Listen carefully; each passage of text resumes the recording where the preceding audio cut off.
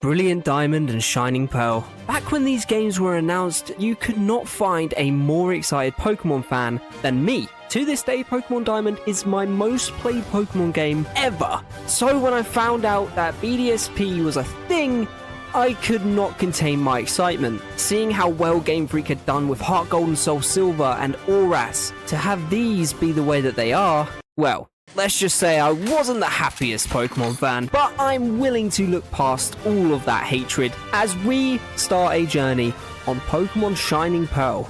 But we're not just going to be playing through Shining Pearl normally.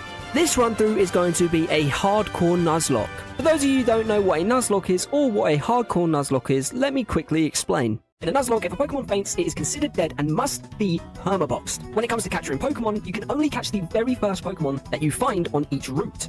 Rule number 3 is that there are no items allowed in battle, except for held items. The next rule is do not level your Pokemon past the level of the next gym leader's ace. This is a big rule, and please do not forget it when watching this video. And last but not least is you have to play in set mode instead of switch mode.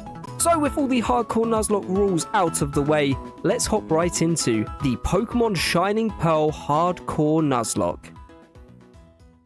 We start by naming ourselves Jakey, obviously, followed by selecting a name for our rival. I always go with Barry, but we're gonna go with something different here.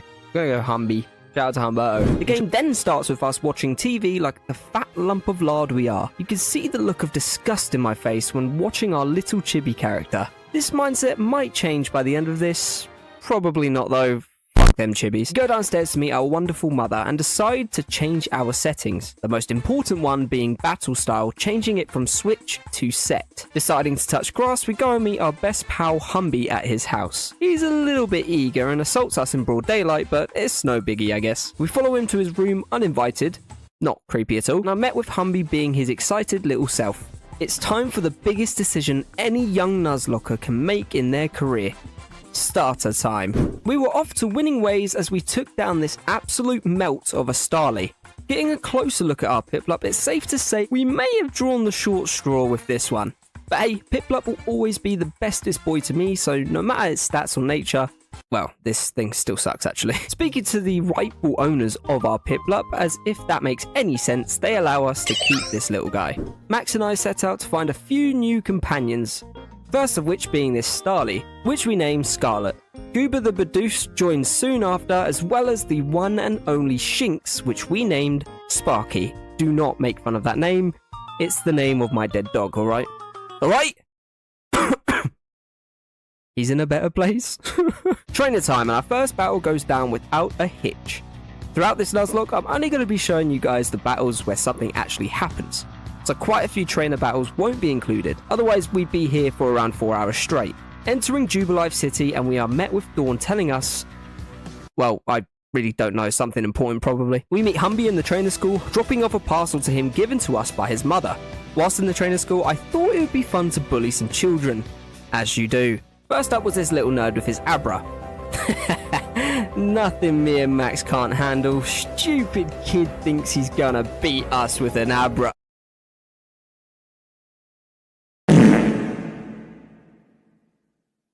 Oh shit. Yes, that was a very close call, but at least we know now not to underestimate any trainer, especially little nerdy kids. Doing what most parents tell you specifically not to do, we speak to some random dude in the street offering his new gadget. All he asks of us is to speak to 3 random clowns located across the city. Completely normal request, innit? But we do just that and receive ourselves the Poketch. This thing gives me nightmares, you'll see why soon. Next we meet a fisherman who gives us the Old Rod, allowing us to catch our next Pokemon, Magikarp. We name it Susan because, well, I don't really know why, it just looks like a Susan. We then head to Route 204 and catch ourselves a little Bidoof which we name Ray. The team is finally coming together as we catch ourselves Zeno the Zubat. After all of our encounters, it was time for the very first major hurdle in this Nuzlocke. Oh boy, here we go. Humby. It's time, my boy. Now swap Shinx to the start, because I know the Starly comes out first, which is good. This is big brain plays. I'm not too sure what the level is, though. Oh my goodness. Okay, with the tackle, that's fine. We can take those. Sparky has got this. One more should do the trick. Oh, quick attack. You're playing dirty, Humby. I like it. Mr. Lionheart Plays knows what he is doing. That is a Starly down. That's good. Tactic here. Let's do it. Hopefully it can take a tackle. Hopefully it doesn't withdraw. Withdraw. It does withdraw. That's not fun. That is not fun. But it's okay. Let's see how much this does anyway. A fair amount, even with the withdrawal. We're good. Ooh, you don't take the tackle as well as I want you to, but it's fine. We've still got this. If you withdraw again, it's over. Tackle, don't crit. Oh, that hurt. Come on, we can do this. This is the win. This is the W here. We outspeed. We definitely kill with this. Woo! Let's go. I was scared for that battle. I will not lie to you. I was scared. We shouldn't have worried as much as we did because our team steamrolled Humby. Things are looking good at this point. Until I can't figure out how to close the poke etch. How do I get rid of this? This is really annoying me. Was it there for like forever now? Is it here forever now? Oh, you can do that. That sucks. Okay, whatever.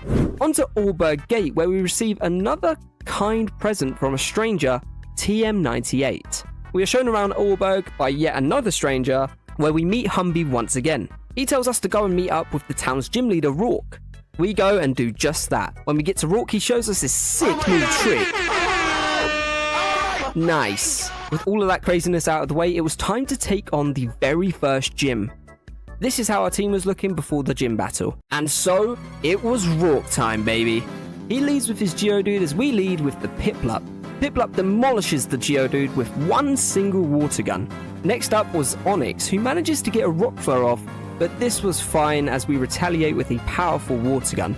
Thanks to Onix's sturdy ability, it lives on 1 HP. Taking another rock throw, we take the Onix down the next turn with another water gun. This is the scariest part. Oh damn. Oh god, I'm scared. It outspeeds, goes for the Leer, which lowers our defense or attack. Oh, I'm slightly scared now. I don't want to lose a Piplup.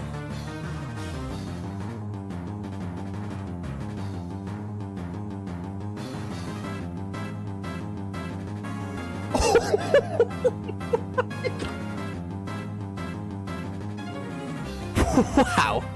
I'm so lucky, man. I'm so lucky. Yes, our little Piplup showed how great it is and lived on 1 HP against the very first gym leader in this run. What a warrior. We're off to winning ways, gaining ourselves the coal badge from Rourke. Continuing on, we encounter Team Galactic, thinking they're hard trying to pick on an elderly man and a little girl. So, naturally, we beat their asses the best way that we can, in a battle. Lord Chimchar makes light work of the Wurmple as we then combine to take down the Zubat. Team Galactic, dealt with. We carry on with our journey by taking on 2 little girls in a battle. We did so great against them that little Scarlet wanted to evolve into a wonderful Staravia. On to the Valley Windworks, where we do some more heroing and save a father from being exploited. When retrieving a key for the warehouse where the man is, we encounter a weasel, which we name Swift. We get the key and make our way through the Team Galactic grunts. After the last grunt, this happened. Ooh, it's time! The young boy Max is evolving into a lovely Piplup. Wow. What a boy. We're being spoiled. Go for it. I'm more than happy to get 2 evolutions. Beautiful. Little Luxio. Hell yeah. With 2 new evolutions, we take on the biggest threat in this game. Well, so far really. This battle against Mars is notorious for ending runs with her very scary Ugly. It's safe to say I was very scared for what was about to happen, so let's get into it. Mars leads with a Zubat, which Scarlet takes care of no problem. The Demon Cat Ugly is out next, and I was bricking it. My tactic was about to begin. Growl the Ugly down so much that every time it attacks, it barely leaves a scratch. Do you get it? Scratch. That's the move that is you. Shut up. Luckily, when growling each turn, the Perugly didn't use many attacking moves, allowing us to fully cheese this poor cat. After 4 or 5 growls, it was time to switch into Max. Max switches into a Scratch, which does absolutely nothing thanks to Scarlet's growls. It was then time to whittle it down with some water guns. Eventually, Perugly couldn't handle the heat of our water and goes down. Not to flex, but I think we did pretty well in this fight. As we carry on with our journey, I finally discover how to get the Pokétch off my screen. Humongous W's. After taking on some trainers, the biggest thing happened. God is evolving. I didn't even know that was possible, but God is evolving. Come to me, our savior. Pip-Arrel. Look at him sitting there, bro. A turn of forest time. Well, nothing really happened in here, so I'm not going to bore you with an irrelevant character team-up and a butt-ton of double battles, so let's skip to the exit. After saying goodbye to Cheryl, we enter Eterna City. We make our way around the city and encounter yet another stranger. She is supposed to be one of the most intimidating characters in not only this game, in the whole of the franchise. And look what was on the screen. Need I say more? After our rant about the chibis, we enter the gym. We take on some trainers here, grinding some levels for our team. We soon realise we don't have the greatest of levels on our team, so we decide to head back out and train some more. Whilst in the wild, we catch a Meditite. Then after a little bit more grinding, we are ready to take on Gardenia. First out is Cherubi, who is completely destroyed by Scarlet with one wing attack. Cherubi is followed by Turtwig. We do big damage with Scarlet, but the Turtwig sets up a Reflect. This could be detrimental to us winning, so I decide to wait out the Reflect, ready for Gardenia's next Pokemon. We do this by going for multiple double teams. Once the Reflect is on its last turn, we destroy the Turtwig with a final wing attack. The Reflect wears off, and now it's time for Gardenia's ace, Roserade. Roserade goes for a Grass Knot, which really hurts Scarlet. We retaliate with a wing attack, taking the Roserade down to the orange. Gardenia and Roserade are scum, and so a berry brings Roserade back to just half health. With Scarlet in the orange, we take a massive risk and go for a wing attack, praying we can take another attack from Roserade, and we survive on 3 HP, taking down the Roserade with one more wing attack. Both gym battles have been so risky, but somehow we have come out both deathless. Close calls, but wins are wins. We are then given the Forest Badge from Gardenia before we make our way to yet another big battle. I hate this. I hate these hard battles, dude. Jupiter's gonna... I'll say no more. For a battle against Jupiter, she leads with the Zubat as we lead with our Luxio. Sparky takes out the Zubat without a problem using Spark, leaving Jupiter with only her ace left, Skunk Tank. We stay out with Sparky as the Skunk Tank goes for a Poison Gas. We retaliate with a Spark, doing very decent damage to the Skunk Tank. The next turn, Skunk Tank goes for a Flamethrower, so we go for a Spark, taking Skunk Tank into the orange. Of course, the Skunk Tank has a berry ready to pop. I realise that Sparky is in a very dangerous situation and switch out to Max, who takes a Flamethrower from the Skunk Tank like a tank. The next time the Skunk Tank goes for a Snarl, which is very annoying for us seeing as we want to use the only stab move we have, that being Bubble Beam, which is a special move. Nevertheless, we persevere with Max's Bubble Beam, slowly whistling down the Skunk Tank. It came down to the Skunk Tank having around 1 HP left, and I couldn't risk losing Max here. So I decided to switch out into the GOAT of our team, Scarlet, who is able to finish off the Skunk Tank with a fatal wing attack. Jupiter equals done. For our brave efforts, we are rewarded with a bicycle from the man we saved. We go with the blue one because blue is one of my favourite colours. On Route 206, we pick up a Ponyta, which is definitely worth doing in these games if you didn't pick Chimchar as your starter, considering how little fire types there are in the Sinnoh region. We also pick up a Bronzor in Mount Coronet. I have never really used a Bronzor or a Bronzong in a playthrough, so I was really excited to get to use it. Whilst travelling through the routes, we get literally the best Pokemon for any Nuzlocke run. So much so that many people ban this Pokemon from their runs simply because it makes it far too easy. Of course, I am talking about the god, that is Gyarados. Once Magikarp evolved into this cheat code, I decided it was time to start swapping the team about. I no longer wanted to have the Gyarados on the team simply because of the previous reasons I just mentioned. I also really wanted to try out Bronzor, so that was a clear trade-off. I also added Xenox the Zubat to the team, and that was that. We carry on with our journey encountering yet another stranger in a cave. Yes, this is obviously Cyrus, but I couldn't really take him all too serious in the chibi art form. Sorry, Cyrus. On to Hearthome City. Not much went on here besides saving a Pokemon from running away, getting an egg from this random hiker, meeting the hardest gym leader in the game, seeing our mum inside the contest hall, and a battle with Humby. Wait, I did not expect the battle. Shit. Well, here goes. Humby leads with his Starly as we lead with Max the Prinplup. Max takes the Starly out with one Bubble Beam as Humby then sends out his Grottle. We are obviously not going to keep Max out against a Grass type, so we swap into Scarlet the Staravia. Grottle decides to use Stealth Rocks as we hit it for a powerful Wing attack. Grottle then seals its fate by using Curse and going down to one more attack from Staravia. Next on the chopping block is Humby's Weasel, which is dealt with by Scarlet with 2 Wing attacks. Last but not least is Humby's Ponyta, which dealt some damage to Scarlet, but not enough to take it out as Ponyta goes down after a couple of Wing attacks. Sorry for the ass whooping, Humbo. Not long after, Luxio wanted to evolve into the powerful electric lion we all know and love, Luxray. Honestly, one of the staples of most Sinnoh teams. I love this thing. We then make our way to Veilstone City, where things get a bit iffy in this run. You'll see what I mean by that in a minute or two. Whilst making our way towards Pastoria City on Route 214, our little friend Ray has some exciting news for us. Turns out, after taking down a Sudowoodo, it wanted to evolve. Shortly after Ray evolved into Roselia, I had a huge realization.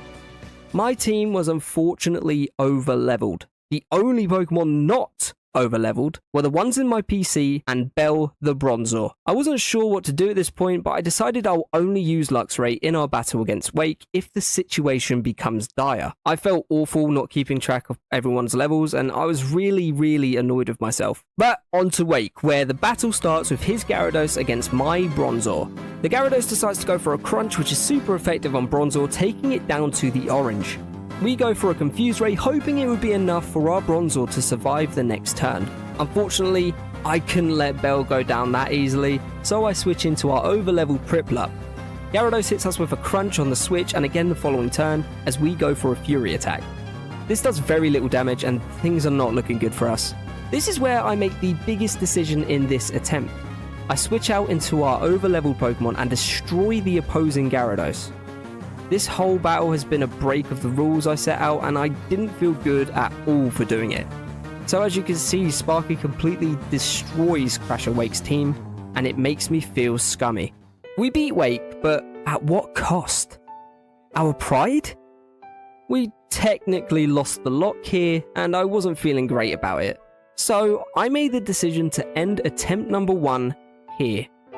I will be doing another attempt on this run if you'd like to see it, so if you do, be sure to leave a like, comment your thoughts, and subscribe for the next attempt in the future. With that, I hope you all enjoyed, and a massive thank you for everything you've done for me so far. But I will see you in the next one. Bye!